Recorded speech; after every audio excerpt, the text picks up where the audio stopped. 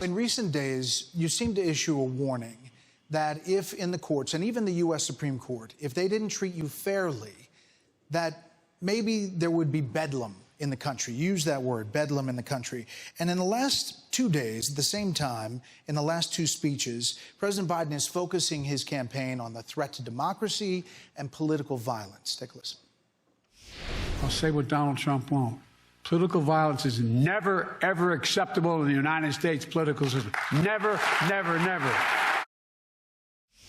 All right, so to Robert's question, this is clearly a focus of the Biden campaign. So can you say tonight that political violence is never acceptable? Well, of course that's right. And of course, I'm the one that had very little of it. Take a look at wars. Again, I didn't start. I wasn't involved in wars. We beat the hell out of ISIS. We won 100%. We brought our troops back home.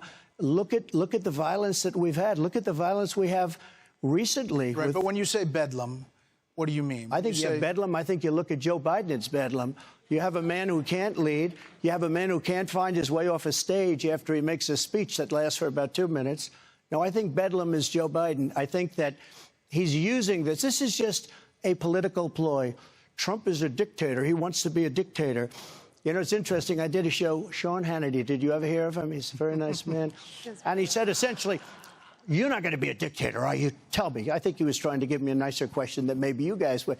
He meant it very well. I said, I'm going to be a dictator for one day. We're going to do two things. The border, we're going to make it so tight you can't get in unless you come in legally. And the other is energy. We're going to drill, baby, drill. After that, I'm not going to be a dictator. After that, I'm not going to be a dictator.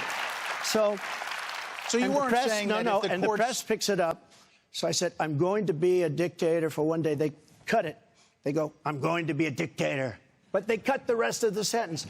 No, I am not going to be a dictator. I'm going to manage like we did.